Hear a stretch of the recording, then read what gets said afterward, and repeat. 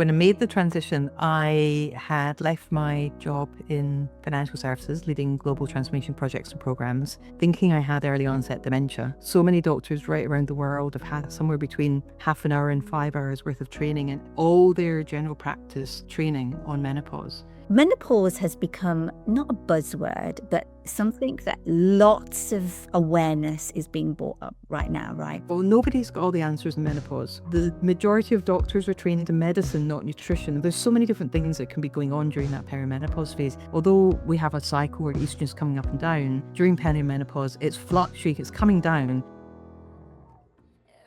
Welcome to the Trailblazers, the space where high-achieving women finally exhale and feel deeply understood. We are Brittany Anderson and Disha Solanki, two leaders who have built, scaled, exited, and supported multi-8 and 9-figure companies, while carrying far more than most people ever see. Here we go where most conversations stop.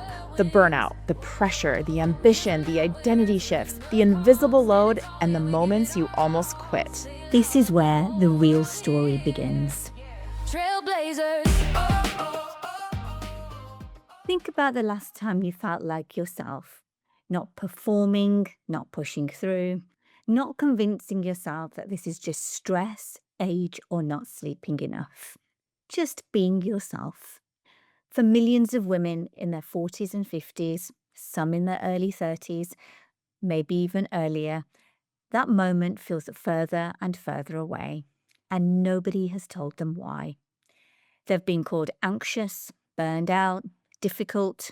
Some of them have left their jobs they were absolutely brilliant at, and some have stepped away from businesses that they have built. A few have ended marriages, and many have wondered if they're losing their minds. In most cases, the answer was it was hormonal, not psychological, not a performance issue, and not a leadership problem. Today's guest has spent many years inside that gap, the gap of what's actually happening in women's bodies and what the world tells them is happening instead. Lauren Chiren is the CEO and global menopause strategist for women of a certain stage. She's educated over 350,000 people, trained certified practitioners in 36 countries, and advised more than 400 of the world's top employers, from Amazon to Nike and Mercedes F1. She has given evidence to UK Parliament and sits on the committees writing the world's first international standards for menopause at work. This is an experience that Lauren lived herself. And she became angry enough or determined enough to do something about it. Lauren, welcome to the show. Oh, Lauren, it's lovely to have you with us or with me today. So I would love to know, because you've come from a corporate background and now, and you transitioned into menopause training, menopause certifications, and all those great things, right? I would love to know, what was happening for you when you made this transition? When I made the transition, I had left my job in financial services, leading global transformation projects and programs, thinking I had early onset dementia. So I was in my early 40s and I didn't want to be seen as weak or vulnerable in my job. I had teams in America and India and UK, and the last thing I wanted was for anyone that I was working with to think that they were working with somebody who had lost the plot, which is what I felt was going on for me at the time. So I left my job and I duly went to my doctor's surgery because I was a new mum, and I thought there was a risk that I might not be able to bring up my son, that I'd have to sit in a corner, rocky in a corner of a home, being looked after by other people.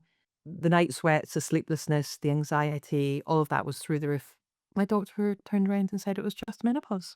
So at 37, I had my son. I went straight into menopause, completely clueless, didn't know. And that was a moment that I became the happiest menopausal woman on the planet.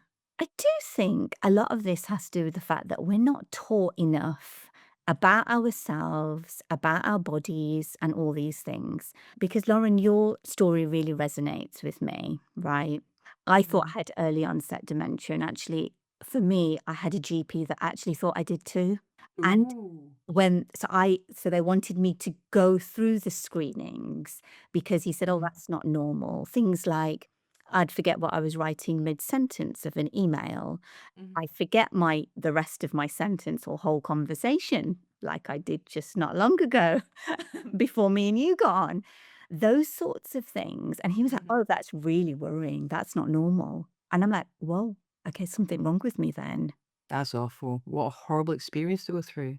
And it's quite frightening because, like you, I felt like I was not yet 40 at that time. Mhm, And I didn't know anything about menopause, Lauren. No one had taught me. No one had said mhm, anything to me. My own mum hadn't said anything. And I do think it's something that us women go through quietly, if I'm honest, because we're mhm. afraid of upsetting maybe other people or, well, in your case, you left a whole high flying corporate career behind as well.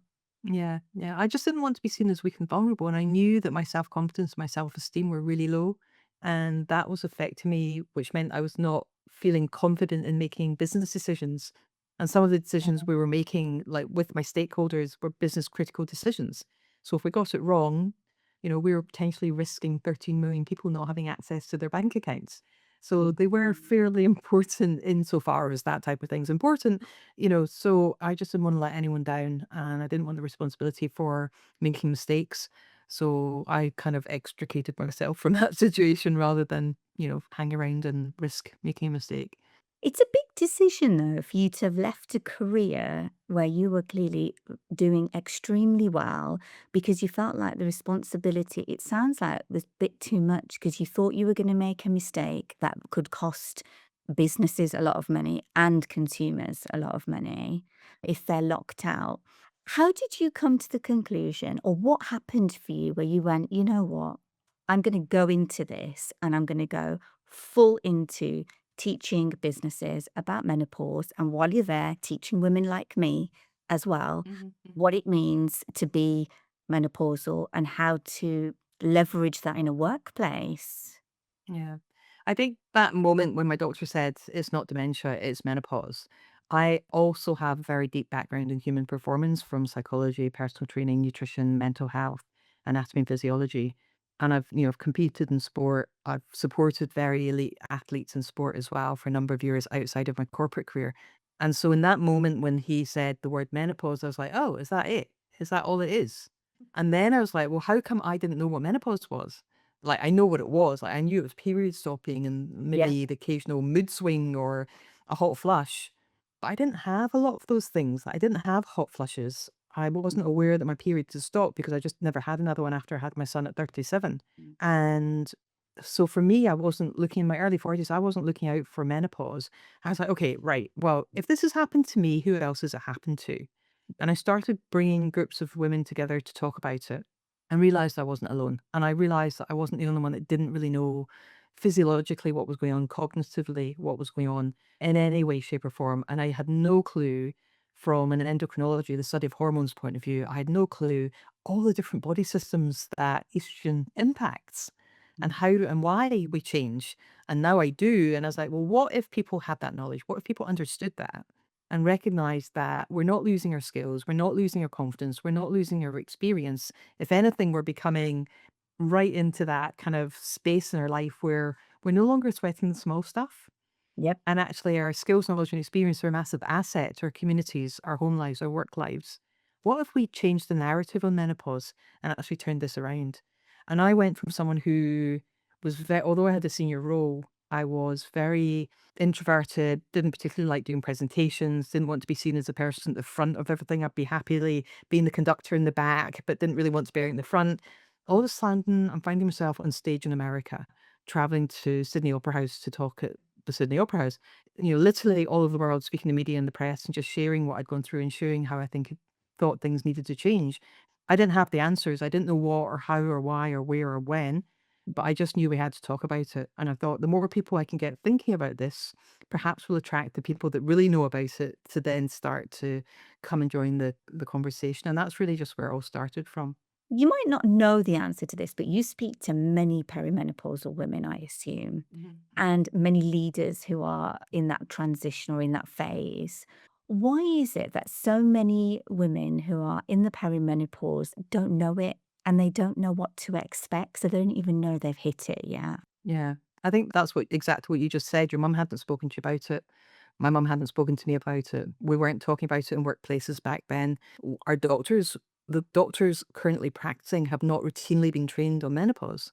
So even if we think something's not quite right and we go to the doctor, they're not necessarily talking to us about menopause. They might be talking to us about anxiety, depression, sleeplessness. They might be talking to us about a whole range of challenges, but not necessarily making menopause at the top of the agenda, because so many doctors right around the world have had somewhere between half an hour and 5 hours worth of training and all their general practice training on menopause. And so it's just not front of mind. And that's changing. Thankfully, that's changing. But that's definitely one of the reasons why.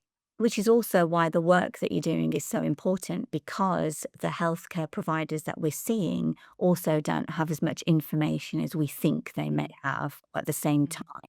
You work with lots of big businesses and you're on lots of stages, you just said. What does it actually cost a business when they ignore this or don't address this situation where half of the population will definitely go through this transition? Yeah, there's a number of very large $1 billion, £1 billion numbers floating around that different companies have done different modeling, but we're in the kind of somewhere between £5 and £11 billion a year to cost the UK economy, depending on how you calculate it. So it's a very large number. But if we bring this down to like a more personal level, let's say you did have a senior leader. Let's say they were on a 150, £200,000 remuneration package. Mhm. Let's say they negotiated their exit and didn't just leave. Yeah. They're probably going to get between 3 and 6 months' salary. Yep. They're probably going to be in garden leave for 3 to 6 months. That means that their teams and their colleagues are gonna have to pick up the slack until they can be backfilled. Then it's gonna cost somewhere in the region of 112 to 220% of someone's salary to replace them. And that doesn't include the skills, knowledge, and experience that's walked out the door of the person that's left and taken the big fat check with them. Mhm. So if we just take it down to the individual level, one person leading an organization is going to cost somewhere in the region of 6 figures plus. Wow, that's a huge number. And then you start multiplying that across senior leadership teams, and it soon mounts up, right? When a workplace gets this right, what does Mm. it actually look like? Like, how do you know that they're doing it well? Or, I don't know, do the women stay, do these ladies stay on? Because what I'm feeling is that you get through this transition, you get to the other end of it, and actually your mojo comes back a bit. And you look back on life and go, why did I quit on that? Yeah. And you start going, why did I do lots of things? And you don't have the answers for them, right? Mhm. And part of me feels like supporting that woman through that phase means they're most likely to stay with you longer, be more loyal, and Mhm. maybe work to retirement or past that if you're an employer who wants the experience and the Mhm. skills that that person brings. Yeah, for sure. I think when someone gets it right, they're looking at the entire colleague journey. So everything from the job description, person spec, all the way through recruitment, onboarding, right the way through to exit. And they're looking at all the touch points that menopause can potentially be impacting on. And what can they do to make them menopause savvy, menopause supportive? Now, that might be policy, it might be guidance, it might be training, it might be culture change. That doesn't happen overnight. But when they get it right, they are talking about it, they're thinking about where menopause sits in the overall organization, and they're making sure that people know that they are menopause savvy, menopause supportive. So their private health care, the employee benefits, all of these things have got menopause woven into it. And people know where to go to get the right help and support. So they have, maybe we've trained menopause champions or they've got menopause coaches. Maybe they've got people in the organization that can signpost colleagues to the right place to get help and support. Because we're not asking women to go, hey, I'm menopausal, right? We want people to be able to be discreet and to be, just quietly go and get the help and support if that's what they want. And if they want to turn up to a menopause social event and chat about it with their colleagues, then that's fine too. But no one needs to feel as if they're being pushed into one camp or the other. Yeah. And so the companies that get it right definitely will have all of those things in place. What do you say to a leader who says, oh, this is a personal issue? It's not a business one. Why should I take this on board? Which is a question I assume you might get quite a lot. I really don't get that very much now, but I did. I did get it. And I would just agree with them. I would just say, yeah, I absolutely agree. It's a vital issue. And so is pregnancy. And I usually leave the conversation there. and just see where it Wow. goes before I respond. Okay. I'm going to ask you a different question now. What do you wish you had known before you were 40 that you know now that might have helped you? Whew.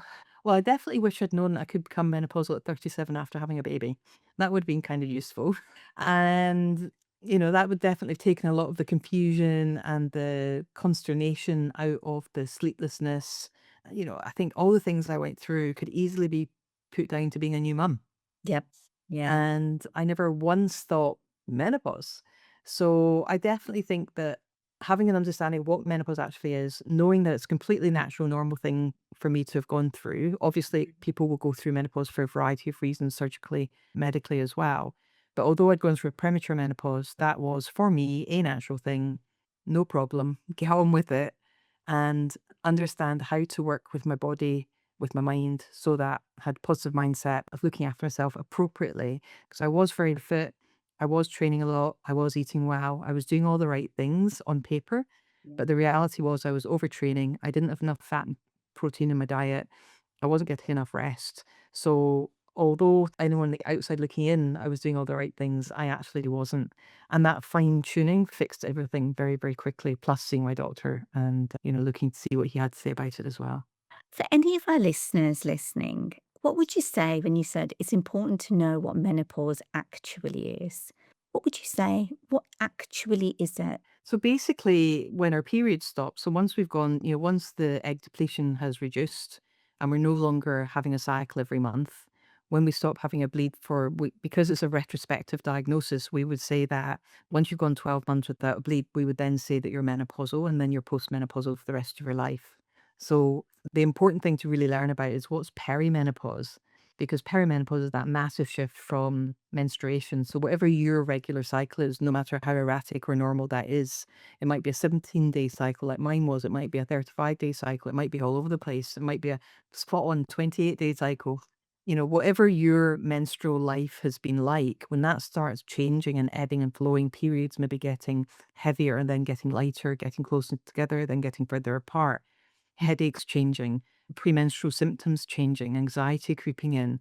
Some of the other symptoms that we talk about, we've mentioned already mood changes. We've talked about some things like just it could be irritability, it could be, low mood, that lack of confidence. As estrogen comes down, other things are happening in our body. So it can affect our digestive system, which can affect how we go to the toilet. It can affect our ability to concentrate and focus. So there's so many different things that can be going on during that perimenopause phase. And that's the phase that we really need to be learning about, because we need to understand that estrogen, although we have a cycle where estrogen is coming up and down, during perimenopause, it's fluctuating, it's coming down, but it's bobbing up and down as it's coming down. So some days we're fine, some days we're not fine, some days we're not fine, some days we're fine, fine, fine. Like it can literally be all over the place. And that is what is so discombobulating for so many people. So I think when we understand that estrogen plays a role in every single part of our body, in every one of our body systems, that, we need to know that and understand that. And as our perimenopausal years are kicking in, we can start to look after ourselves better, reach out and ask for help and support, talk to other people about what we're experiencing, and make sure that we know we're not alone, because, 1.2, 1.3 billion women in menopause in the next couple of years. So we're definitely not alone. You said that there's a few common symptoms, and it was very interesting. So you said you didn't get hot flushes. So you weren't really like alerted that this is a stage, right? Because I almost feel like a lot of it's what's portrayed in the media and social media. Yeah. I also didn't get hot flushes either, Mm. right? What would you say are the other common symptoms apart from that one? Crippling night sweats, whereby, and I don't mean having a little bit of a sweat, I'm talking about having to change the bed linen like several times a night. Night sweats, tinnitus, itchy ears, frozen shoulder, dry itchy skin, hair loss, hair growing in places we didn't have hair growing before.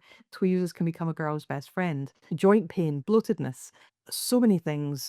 I think the low mood, the anxiety, the catastrophizing situations as well. So just suddenly reading between the lines and, two and two making five, not trusting the people around us, that kind of oxytocin dip, when the estrogen's coming down, oxytocin's coming down, that ability to trust and bond with other people can really be diminished. stopping socializing, not wanting to go out and see your friends. And then we start believing the stories that are going round in our head because we don't have anyone to help us course correct those stories. So many different things and different ways that menopause can affect us, for sure. And it's important to have those in our peripheries, I think, because I bet there's a long list there that you've just given. And a lot of women or a lot of people listening would probably think it's just one of those things. They wouldn't think Yeah. twice about it and just continue through life, not think that those symptoms could get worse and not get Yeah. better. And they're now in a downward spiral, right? Or they just go thinking that they have to live with it when there actually probably is other options for them not to have to just go through this. Menopause has become not a buzzword, but something that lots of awareness is being brought up right now, right? And until this point, it's been invisible for a really long time, is what I would say. And it's a minefield out there. Like, it's almost like information overload, right? Like, 'cause it's really interesting what you said about, you used to train a lot, you did all the things, and, things were still not shifting. I was the same way as you. The only difference is I was really sick 24/7. And I didn't know why I was sick every month. 2 weeks out of a month, I would be sick. But I was doing cardio 4 times a week. I was like, I don't know. There was a lady next to me, and she said, "You do way too many of these classes." I was like, "I feel really good at the end of this class." And she said, "You need to calm down on the class, lady." I remember her saying that to me. And because it's such a minefield, you're like, where do you even Yeah. start? Where would a Yeah. woman who's navigating this part of life, where would you say they even begin? Well, I guess I would say go and watch one of my courses or listen to my podcasts. It's got to be because I know the people I'm interviewing are British Menopause Society accredited, North American Menopause accredited, or they have some other specialism in the field. And so I'm making sure that whoever I speak to on my podcast is having proper training, they're current, they're up to date. And we're always referring to making sure that's really important as well. Yep. So nobody's got all the answers in menopause. The majority of doctors are trained in medicine, not nutrition. The majority of nutritionists are not trained in personal training. Majority of personal trainers are not trained in. So we want to be going to see the expert for their field, Yep. if that makes sense. We wanted as experts, we want to say, I'm a coach and I'm a trainer and a speaker. I'm not a medic. So if someone comes to me and they've got a sexual health problem, I'm going to send them to a sexual health expert. Or if they've got a pelvic problem, I'm going to send them to a pelvic health expert. If they're struggling with a relationship, so I'm always want to make sure that people go to the expert for their particular challenge, whatever that happens to be. And for me, like we said, menopause has become a bit of a buzzword. There's a lot of information out there. It's not all current, it's not all up to date. Some of it is based on an individual's experience of going through menopause, which is obviously not covering everyone's experience because we all have a different journey through menopause and reach it in different ways. So I think that, go to trusted experts in their field, people who are properly accredited in their field, who have both trained and practice in the topic on menopause and whatever the topic is that, they're looking to learn more about. Lauren, you want to certify 20,000 practitioners worldwide, right? Which is an incredible number of people to certify. What does the world look like when you get there, not if you get there? Oof. When I get there, well, we currently certified over 1,836 countries. So we know we're starting to have a bit of a footprint, even if it's a little tiny footprint. Mhm. The world will look like menopause is just another life stage that we understand. We know what it is. We know what to do about it. We're supportive. We no longer, the Western world particularly, is very bad at looking at women being over the hill when they get to menopause, when actually we're just stepping into our personal power at this time of life. So we will see all of society, not just the people going through menopause, being comfortable with the topic of menopause and just knowing what to do. For anyone listening who'd like to reach out to you or work with you, where can they find you? Any of the socials, but probably just go to womenofacertainstage.com. Okay. Those links will be in the show notes if you'd like to get in touch with Lauren. And thank you so much for today's conversation. It's been a pleasure talking to you, Lauren. Thank you so much. If this episode supported you, share it with a woman you respect and want to lift up. Join our free Trailblazers community, the space where high-achieving women finally feel met. You'll find the link in the show notes. Until next time, keep moving forward, keep listening to yourself. And remember, you deserve support too.